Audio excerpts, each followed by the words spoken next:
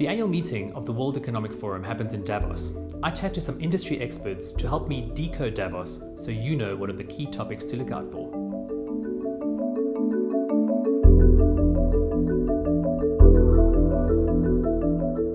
Hey Rob, thank you so much for joining us. Pleasure, Warren. Thank you. And thank you for helping us decode Davos.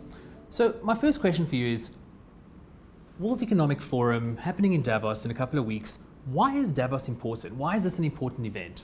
So it's an important and an interesting event. It's an opportunity leading business people, politicians, people from the arts, people from global charities, leading government figures around the world. They get the opportunity to get together and debate the leading issues of the day. It's an opportunity for all of us who aren't there to sit back and think about what those issues are and what they mean for us. And for example, us at Ashburton as investors, it gives us the opportunity to sit and reflect on what the global trends are and how we should be considering them in our investment strategies. I think also for the people who attend Davos, probably the main benefit they get is out of the networking. And as you may know, there's always a big South African delegation. And as South Africans, it's great for us if they get the opportunity to network properly. So I think this is the first year that the President of China is attending Davos. And if our delegation gets an opportunity to network properly with their delegation, surely that'll be a good thing for South Africa generally. It seems to be quite a broad discussion and with various disciplines. What are the important discussions and topics you would like to see and what you're expecting to see at Davos this year?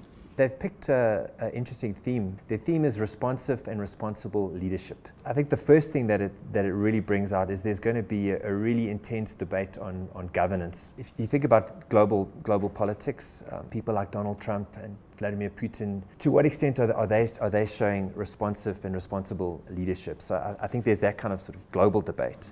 If you around governance, if you think about South Africa, there's been a massive debate around governance in our state-owned entities.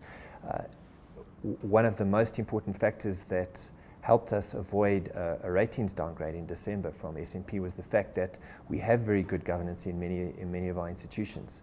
We have a ANC elective conference coming up at the end of this year.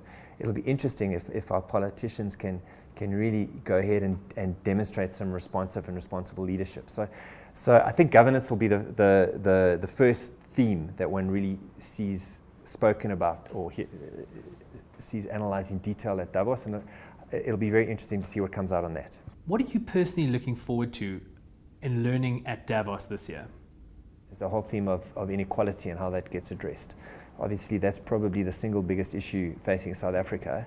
It's become much more of a prominent issue in the world. It's probably one of the sort of driving forces behind Donald Trump's success in the US and the Brexit.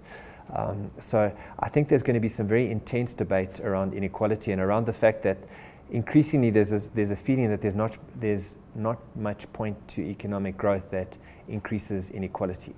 Okay. So I think that's going to be a very interesting topic.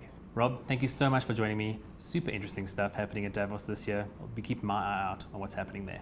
Thank you, Warren. Cool.